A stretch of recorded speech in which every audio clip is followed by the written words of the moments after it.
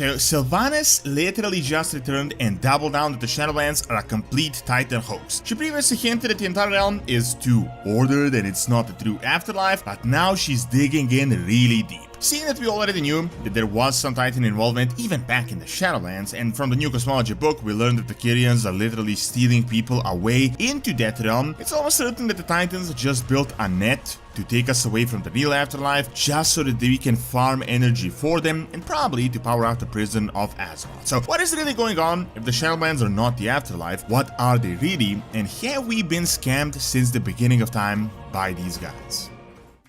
With Midnight now released, there is so much to catch up to, and you can do that faster than ever with WoW coaching and overgear. It's not just about playing the game more, you can put in a ton of time and never get better. Sometimes you need a more experienced outside perspective. This is where Overgear steps in. It connects you with the best players and they will pinpoint your exact problems that you're making, saving you so much time. It's amazing for both PvP and PvE, and you can become a much better player with minimal time investment with their coaching. Best of all, you can book a session immediately. You can also use my code 10Dorons to get an awesome discount, and you can start your own personal coaching session today with my link in the description below.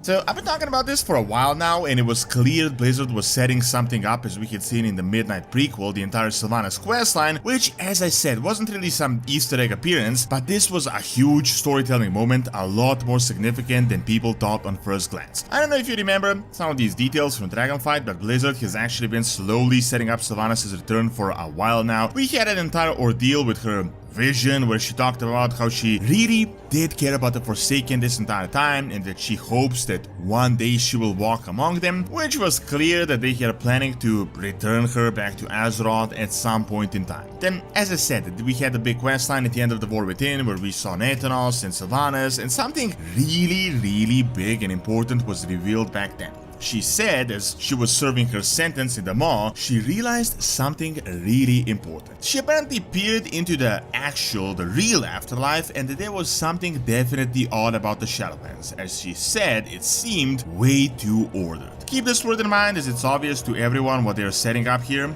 However, the takeaway message was that an afterlife exists, but it's not the Shadowlands. It is as if the Titan had built like this middleman realm to trap souls for something else, but they can never reach the actual afterlife. But honestly, with this new lore, it's obvious why we didn't see a lot of characters in the Shadowlands and why the entire thing was kinda off from the start. Then, as Midnight was in the alpha and the beta, we had gotten interviews from elite Blizzard elves telling us to expect the return of Sylvanas in this expansion, but they didn't want to spoil any details or anything, and well, you saw the brand new cinematic. Sylvanas literally returned like a true windrunner. She missed Zealotet with an arrow once again, but luckily she didn't get a headache, but she legit returned. Not like a vision or something, I mean, she literally came back in her full form. This was not like an avatar. She kinda confirmed she's not returning right now for good because she still has a lot of work to do in the Maw, but ultimately she just kind of doubled down on what she told us in that questline, and that is that she needs to get to the bottom of what really are the Shadowlands, as if something is really off about it. Honestly, at this stage, without needing to even put a tinfoil hat on, I think it's pretty easy to predict what is really off about the Shadowlands. It is almost certain that the Titans had built them, and interesting enough, I mean, just from the real side, I think Blizzard is trying to like half retcon fix the entire Shadowlands mess, but they did legit set up something really interesting that they can start working on here, and that is that entire Primus Titan connections that you guys might remember. If you remember this theory from the Shadowlands, really the most popular one, I think they're probably going to confirm that it was legit. Primus was like the lead war guy for the Shadowlands, and if you remember, he had this crazy superpower, which is incredibly overpowered when you think about it. He, like, before every battle, he can observe each scenario that is going to happen, and he can pick the best option. I mean, this is literally like a cheat code. I mean, the guy is literally using like a quick save, and we've learned that he was provided this power very likely by the Titans. Well, that was at least the main theory.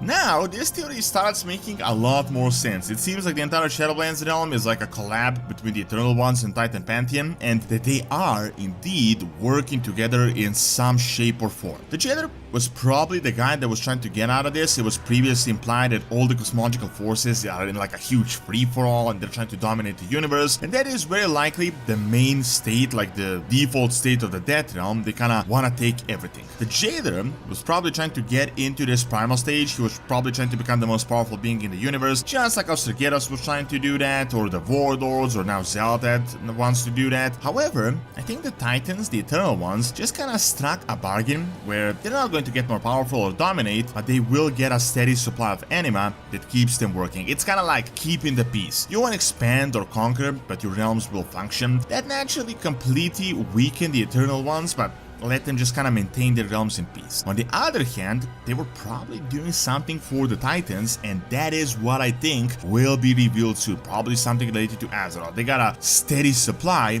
but at what cost, and what were the Eternal Ones offering to the Titans in return? As I said, I mean, it has been obvious for a while now that the Shadowlands are not the afterlife. I mean, you can just kind of see that with how Elune is connected, and the world trees are kind of weirdly connected with Azeroth and the Shadowlands, and then they have this mechanism to come back from the Shadowlands into the material plane. Also, we recently learned from the new cosmology book that a lot of people miss, but there is like a limbo between the two planes where the Kyrians are literally stealing people and taking them into the Shadowlands. So the entire thing has been fishy from the start, but Sylvanas literally just confirmed that. Honestly, I didn't expect that we would get here so quickly. It appears that they're setting up the Shadowlands to be a legit Last Titan thing and potentially even midnight content, so it's probably going to be a lot more important than we previously anticipated. Honestly, I never would have guessed that Sylvanas would come out this early in the expansion. I was honestly expecting that she would be related to the potential Forsaken content they hinted in 12.1.5, and that is possible later down the line, but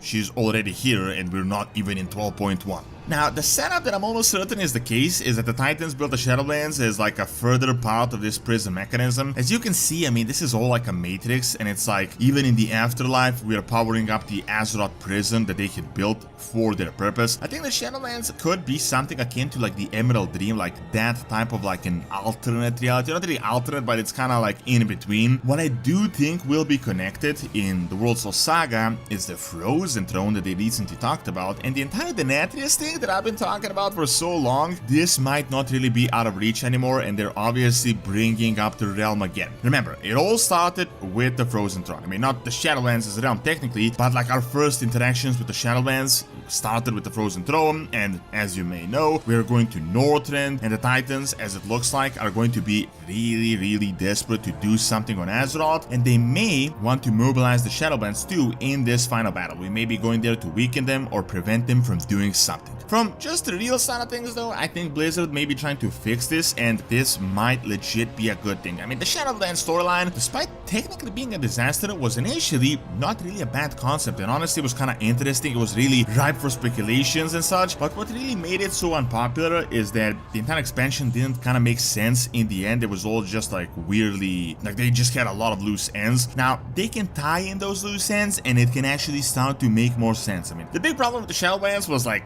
we personally went to the afterlife, we're like, what's the point of even dying? But then in the game, like, it looks like this was never the actual afterlife. I mean, the Titans like cast out a net to prevent us from going into the real afterlife so that we can farm like energy for their project. I think once a lot of people realize this, there won't be anyone that is going to defend the Titans anymore. Speculations aside, I think this might be the turning point where the Titans really are confirmed to be like the ultimate villains. We've known this for a while. I mean, they've been like sprinkling in these little hints that they've done bad stuff all over like these years, but I don't think there is really any going back from this. At the same time, it could be possible that the Shadowlands conspiracy might not even be just the Titans. There could be something else at play that we can't even see yet. However, I think Denatrius is going to get involved pretty soon, and it will be really interesting to see what he does.